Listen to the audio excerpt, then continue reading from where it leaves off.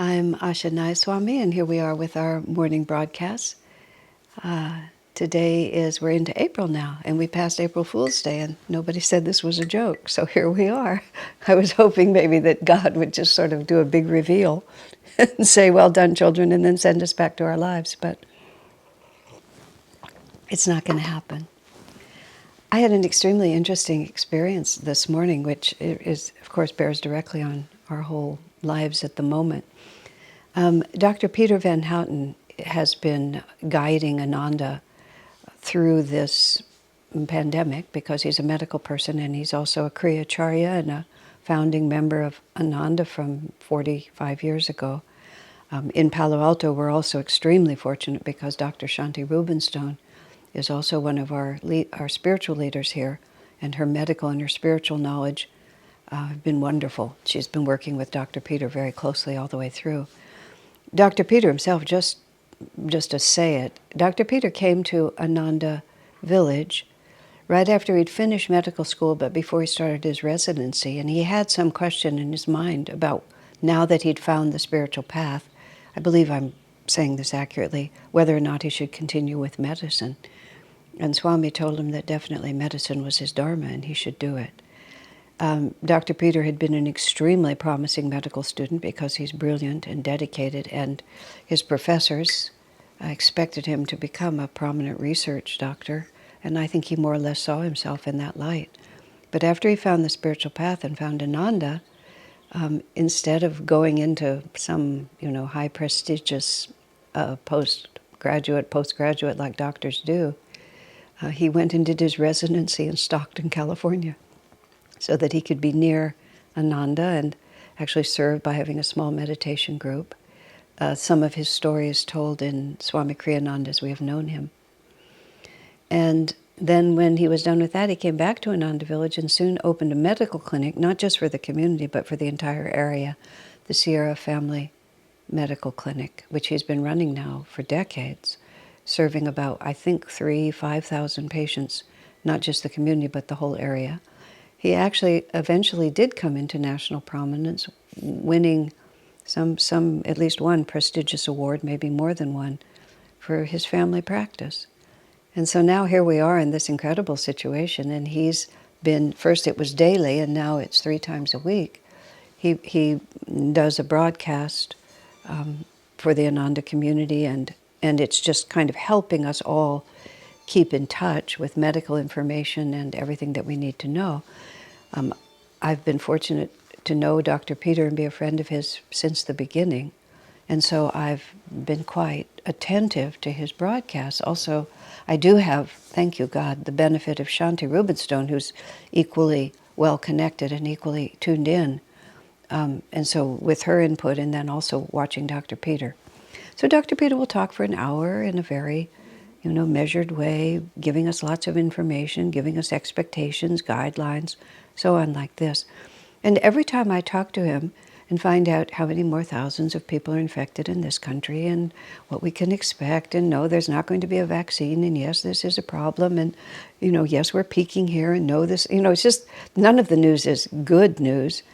But I always feel better after I listen to him rather than worse, because you sort of feel like there's this is happening, but it's within human comprehension, and it has it's medicine, it's science, and it's spirit, and it's all there.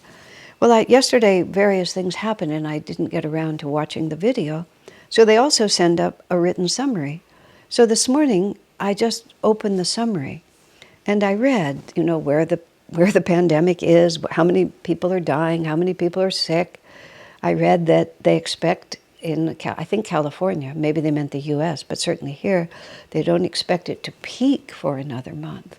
And then the paper was saying, just because it's peaked, we tend to think, oh, once it's peaked, it's over. No, that just means we have the whole rest of it. So anyway, exhale, everyone, we're going to be here for a while. But here was what was so interesting to me. When I finished reading all of that, and I didn't even read every word, I felt so nervous. I just felt so anxious about, I was thinking of, what it meant when 5,000 people have died, when 1 million people are sick. It just, all of it And what I realized was I didn't have Dr. Peter's consciousness with me. And it was so dramatic to me how facts are so different from truth, and how consciousness is everything. I could have said those words before I had that experience, and I knew they were true, but exactly the same information. And it was even like I could tell from the way it was written that it was Dr. Peter's syntax. It wasn't like the words were more inflammatory. It was exactly what he said, that people just took pieces of it. But I didn't have his consciousness. I didn't have his voice and his face and his years of Kriya Yoga practice and his compassion for human suffering. I didn't have it. I just had facts on the paper. And I thought, whoa, I'm never going to do that again. If I can't listen to Dr. Peter's voice, I'm not going to just read this information. But it told me again how exceedingly important consciousness is. I mean, that's about as obvious a statement as I could possibly make. But just one more reason why, as we shelter in place, and if we're going to be in this for many more weeks, which it seems like we're going to be, we have to take very serious responsibility for the environment, the mental environment, the physical environment, the spiritual, the emotional environment that we create for ourselves. Because the facts are just going to be the facts. But whether we experience them as fearsome, whether they take energy from us, leave us neutral, or actually inspire us with greater determination, all depends on the vibration we're living in and the delivery system of those facts also. That, I mean, on one level, what difference does it make? You know, because of all the facts, pretty soon we're all really going to be required to wear masks and all sorts of other things. It helps to know, but the facts themselves don't change the responsibility we have within our lives. The facts, I like to know facts because it helps give me strength to do what I need to do. See, I want to keep two thoughts connected here. Okay, but when I was trying to think of a title for today's talk, we were calling it Faith, and I may or may not get to that subject. If I don't, we'll change the title. But the other thing I wanted to call it was Environment is Stronger Than Willpower. Now, the global environment we're living in is one of ill health and extreme concern and kind of helpless fear. So there's a strong environment that's trying to influence us both to accept sickness and to accept anxiety. And so we have to be aware, one, that that's the soup that we're swimming in right now. I'm going to back up a little on this. Environment is stronger than willpower is a very well-known phrase of Master's. And he even said, whether your consciousness goes upward toward God or outward and downward toward the world depends on the company you keep. Now, many people don't have a choice about the company they keep. They may be the only person they even know who's interested in spiritual life. You may have family that's not compatible. You may have a job and job compatriots that are not compatible with the spiritual path. So it's not as if Master is condemning you if you can't, have satsang with devotees all the time. Because someone asked Master, he said, well, what if I'm alone, sir? And Master replied, am I not always with you? So the environment Master, the first environment Master is talking about is the environment of our own thoughts and the direction of our own thoughts. We live, there's two very interesting books by a man named Michael Singer.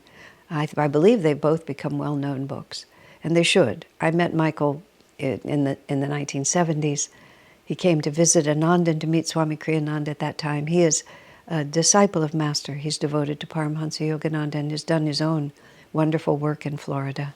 And he wrote these two books. One is called, The Surrender Experiment is one. Soul Journey? Oh, Michael, I have to apologize to you. Soul Journey, I think, or something like that. And the second one is called The Surrender Experiment. You can find in a heartbeat which books they are. They're good books, and I highly recommend them. but I want to steal one of Michael's ideas, which is why I'm talking about this.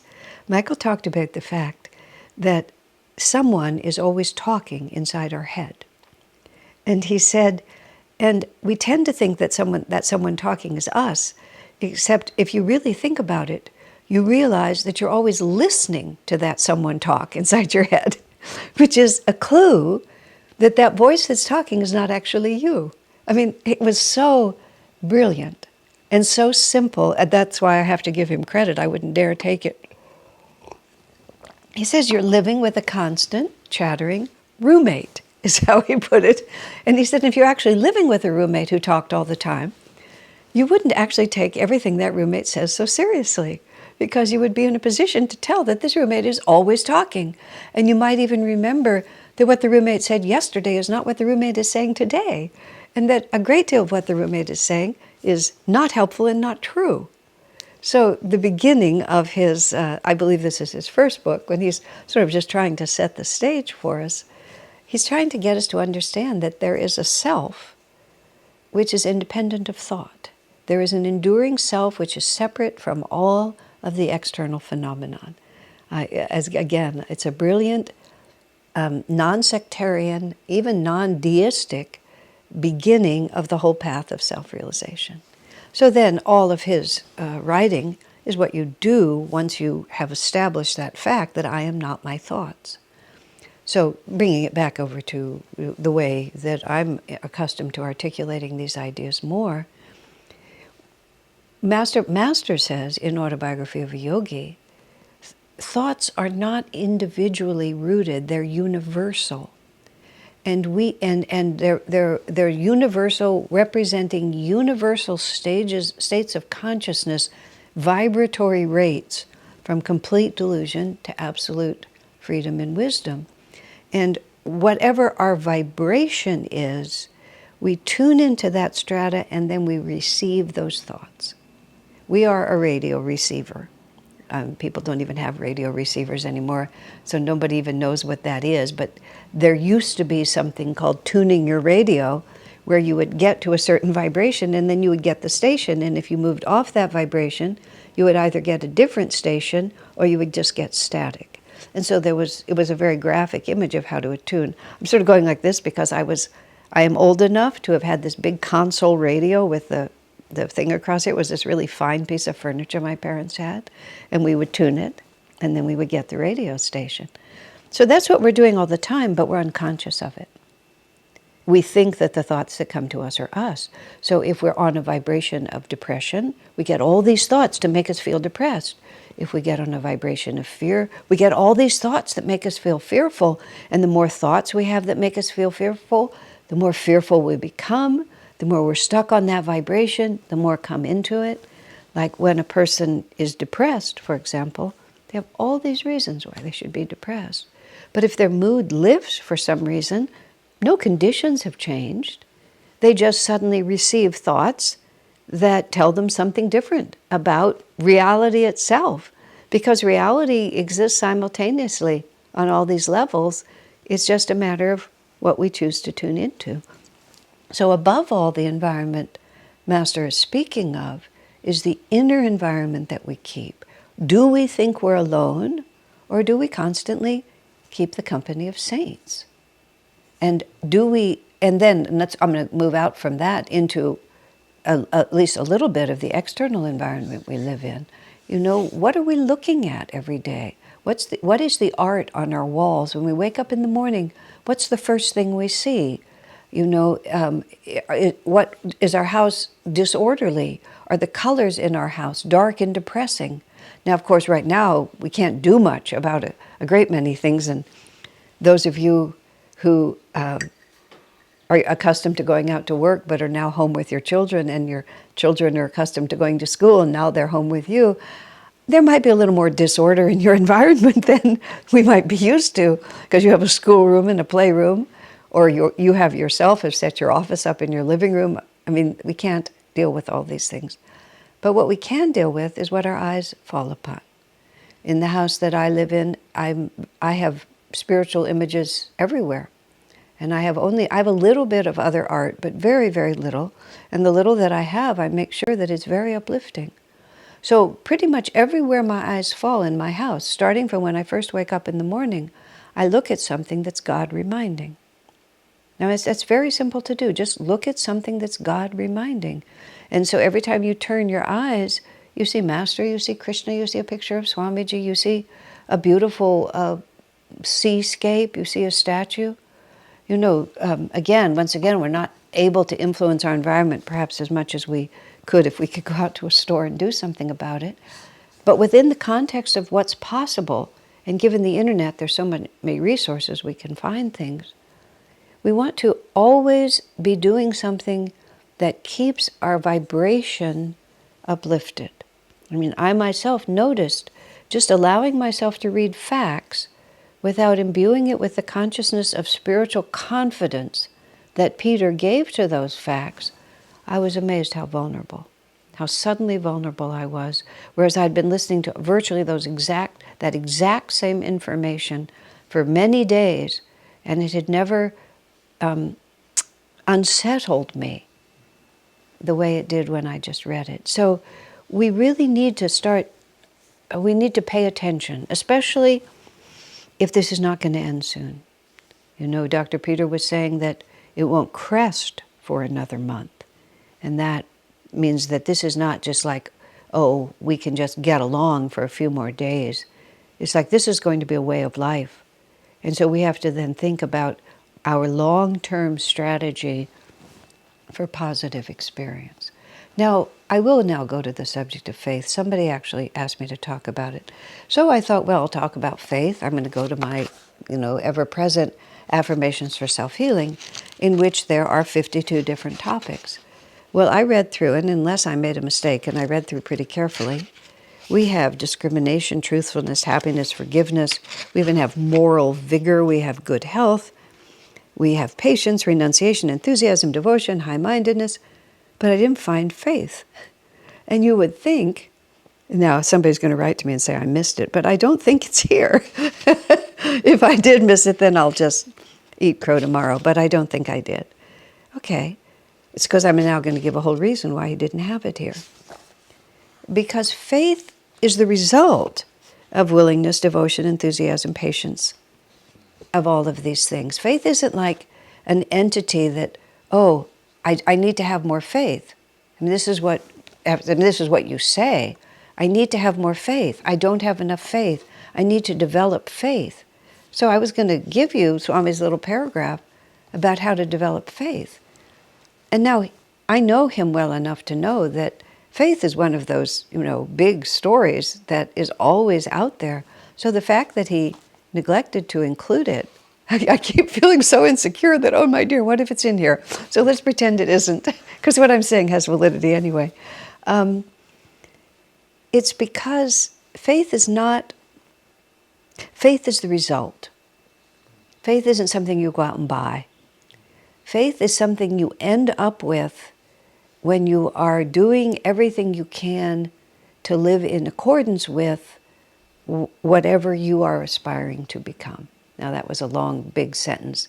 But what that means is we develop the belief, which is not yet faith, that my life would be better if. We have a working hypothesis.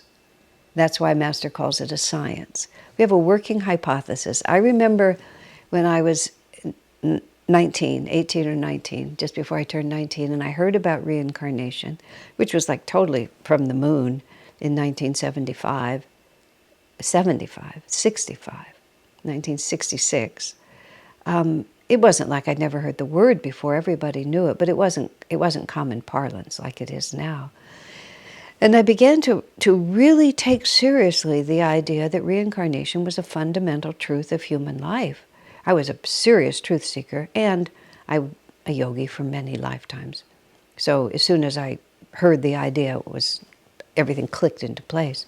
But I didn't really know. So it became my working hypothesis. And I began to live my life, try to understand my life, understand my experiences with other people, understand the world around me, as if reincarnation were true. Enormous inequities that you see in the world. Why would one person be born privileged, one be born handicapped? Why is this person so, effortlessly talented in this particular way? Why this one struggles along? Why did I have an instantaneous recognition of this person, and after 15 minutes we've been friends for life? Like, how do these things happen? Oh, reincarnation is a really interesting hypothesis that you could apply to these situations, and suddenly you would have an explanation. And so over a period of time, I experimented. I did the scientific experiment of at least trying to use my intuition and my reason to see if reincarnation it would make sense to me. And also I had other thoughts like what you do today, today is the result of yesterday, and tomorrow is the result of what you do today. That was the law of karma. So I first understood it. So I began to pay attention to cause and effect in my own life. Then I added reincarnation to it, and I thought, oh, maybe the reason these things are happening is because of tendencies I've built up over past lives that are now beginning to express themselves. Oh, isn't that interesting? Karma, reincarnation, it all begins to fit together. Then it was, don't think about yourself, and you'll be happy. At the age of 18, I really didn't know there was anything else to think about. It was such an interesting idea.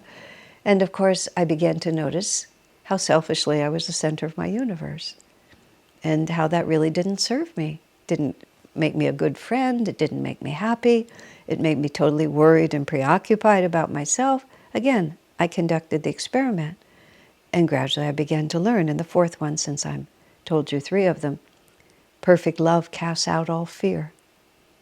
Being a very high-strung person, which has been a karma through my whole life, I began to try using love as an antidote to fear, and that too became very interesting. And so those were the working hypotheses. And after a time, what happened was, because I was actively testing them mentally, emotionally, in every way that I could constantly test them, I gradually, my belief that it might be true began to turn into knowledge, and that knowledge became faith. But it didn't happen because I wanted faith.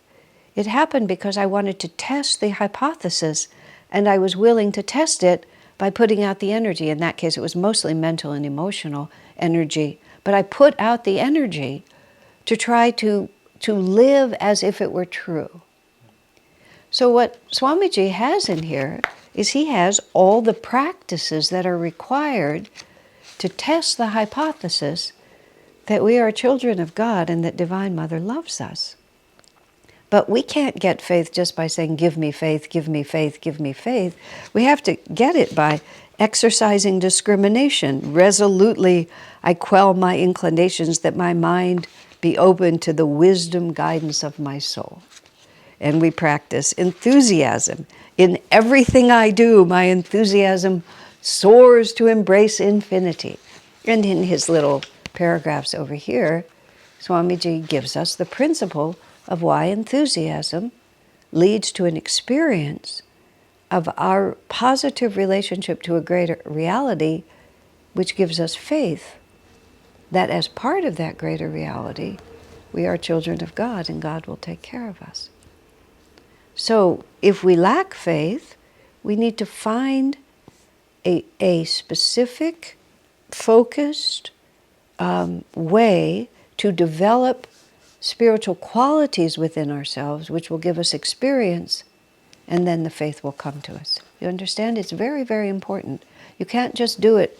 See, what happens to us is we just think. And I had another question. There's another question that's related to this. Was talking about paralyzing self-doubt. When, just trying to be discriminating, but when does discrimination just become paralyzing self-doubt? In other words, I want to have more faith. I can't do anything because I don't have more faith. But I want to have more faith, but I can't do anything till I have any more faith. Well, practice devotion, practice enthusiasm, practice energization exercises. Just do something to test the hypothesis, because the only thing that gives us faith is actual experience. We never believe anybody. We don't even believe the saints.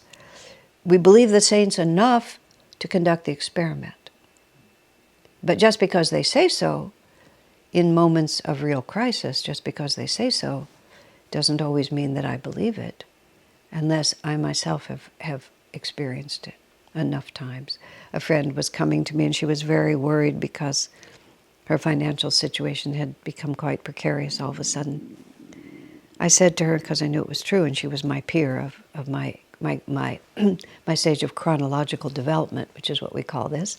I'm doing these interviews at noon, on Monday through Friday, with millennials, just because it's very interesting. And so I call them, they are chronologically challenged at this point. I'm chronologically developed, they're chronologically challenged. They're late developers chronologically.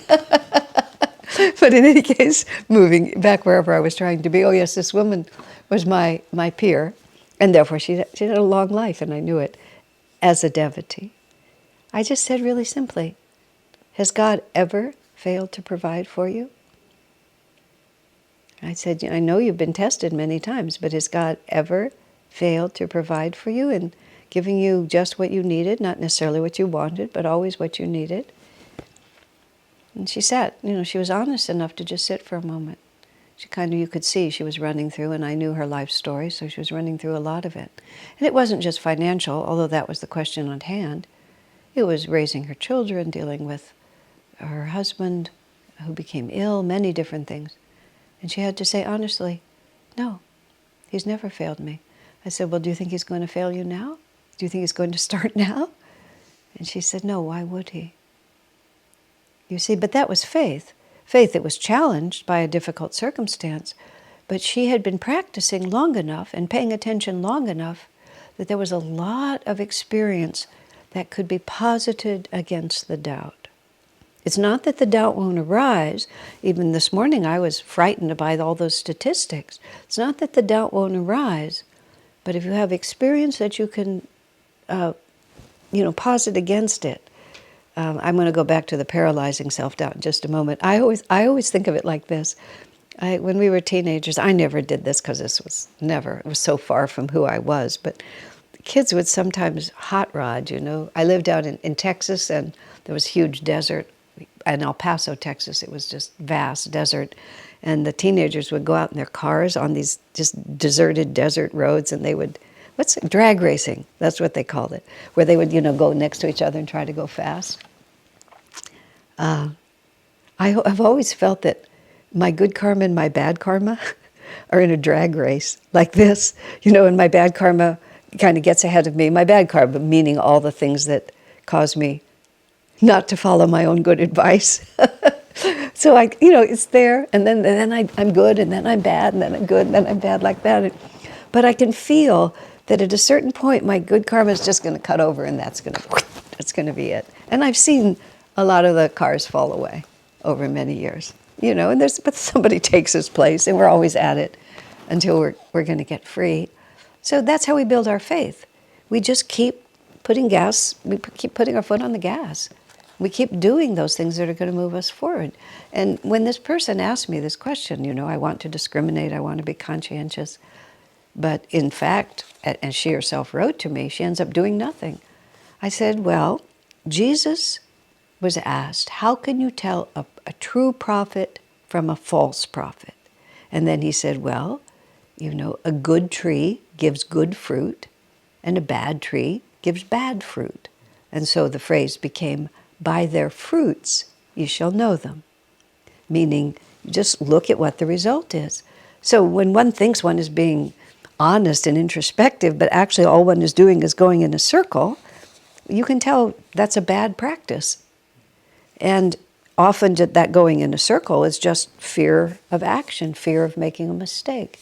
I wrote to her that the fear of making a mistake is a far worse mistake than any mistake you might make.